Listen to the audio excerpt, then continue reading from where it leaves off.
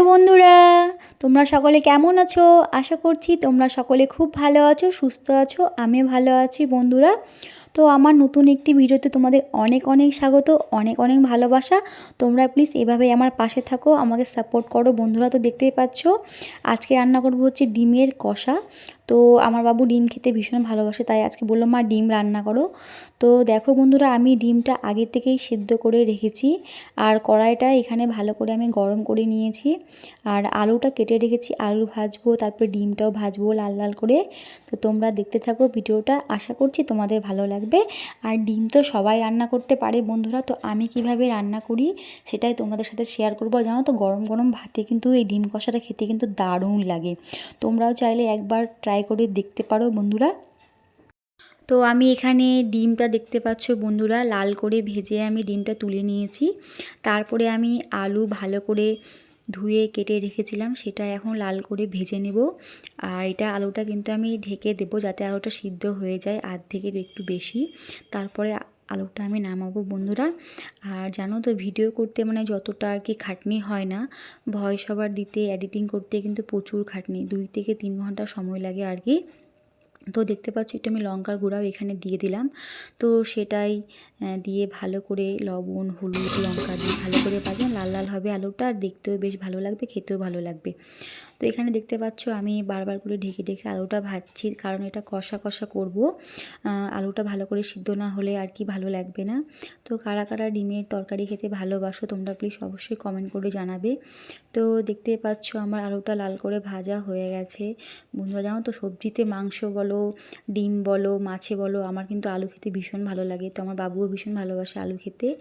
আর এখানে মশলার জন্য দেখতেই পাচ্ছ জিরে, ধনে, এখানে আমি নিয়ে নিয়েছি কয়েকটা কাজু, তেজপাতা, আদা, রসুন নিয়ে নিয়েছি। আর পেঁয়াজটা আমি কুচি কুচি করে রেখেছি, সেটা পেঁয়াজটা ভাজবো, পেঁয়াজটা আর বাটবো না। তো জল দিয়ে দেখতে পেলে বন্ধুরা আমি মিক্সচার এখানে মশলাটা বেটে নিলাম। তো এই যে দেখতে পাচ্ছ এখন আমি কড়াইয়ে তেল দিয়ে দিলাম। আর এই দেখো ফোড়ন দিয়ে দিলাম হচ্ছে গরম মশলা গোটা গোটা যা যা থাকে আর কি, আর 2টো কাঁচা লঙ্কা। আর কাঁচা লঙ্কা দিলে না মানে সেন্টটা খুব ভালো হয়, ফ্লেভারটা খুব ভালো আসে। আর দেখতে পাচ্ছ দিয়ে দিয়েছি তেজপাতা। তো লাল করে একটু আমি ভেজে নেব। তারপরে কুচি করে যে পেঁয়াজগুলো রেখেছি সেটা দিয়ে দিয়ে ভালো করে লাল করে ভেজে নেব বন্ধুরা। পেঁয়াজটা যত ভালো করে না ভাজলে কিন্তু পেঁয়াজ কাঁচা কাঁচা গন্ধ করবে, তাই জন্য আমি পেঁয়াজটাকে ভালো করে লাল করে ভেজে নেব। আর আমি কিন্তু অত ভালো করে গুছিয়ে কথা বলতে পারি না, তো মানে যেটা মনে আসছে সেটাই বলছি আর কি। যেহেতু ব্লগ ভিডিও অনেক দিন থেকেই করি না, আমি ইউটিউবে করা ছেড়ে দিয়েছি, মাঝে মাঝে করি, তো মানে সেই অভ্যাসটা আর নেই। আর প্রতিদিন করলে কি অভ্যাস হয়ে যায় ভয়েস ওভারটা করার জন্য। তো এখানে আমি মশলাটা ধুয়ে হালকা জল দিয়ে দিলাম, না তো এখানে কড়াইয়ে লেগে যাবে, পুড়ে যেতে পারে মশলাটা, তাই জল দিলে কি লাগবে না কড়াইয়ে, তাই জন্য। আর এখানে দেখতে পাচ্ছ শুকনো লঙ্কার গুঁড়া, হলুদ, লবণ, এগুলো সব কিছু দিয়ে আমি ভালো করে মিক্স করে নিব যতক্ষণ না তেলটা ছাড়ছে, ভালো করে মশলাটা কষাবো। তো দেখতে পাচ্ছ আমি এখানে ঢেকে দিলাম ভালো করে। আর এখানে 2-3 মিনিট পরে আমি দেখব যে মশলাটা ভালো করে কষছে নাকি। দেখতে পাচ্ছ তেলটা এখন ছাড়ছে। আর তারপরে দিয়ে দিলাম আমি মিট মশলা, যখন মশলাটা কষে আসলো।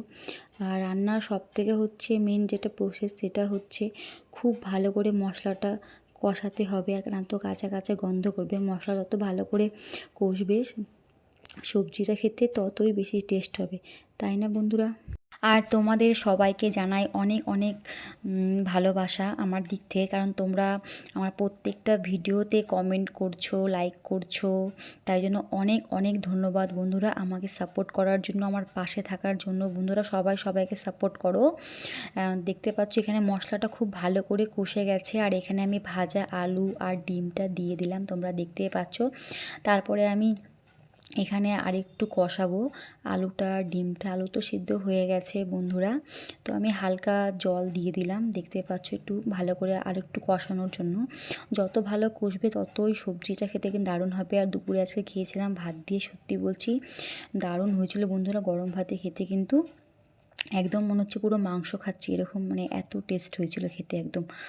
তো দেখতে পাচ্ছ বন্ধুরা এখানে হয়ে গেল ডিমের কষা। তোমরা দেখতে পাচ্ছ, আর জানো তো ডিমের সবজি মানে আমাকে ঝোল ভালো লাগে না, আমাকে এরকমই ভালো লাগে কষা কষা গরম গরম ভাতে। তো আশা করছি তোমাদের ভিডিওটা ভালো লেগেছে বন্ধুরা। যদি ভালো লেগে থাকে তোমরা অবশ্যই কমেন্ট করে জানাবে, ঠিক আছে বন্ধুরা। আর যদি কিছু ভুল হয়ে থাকে তাহলে বলবে। Bye bye.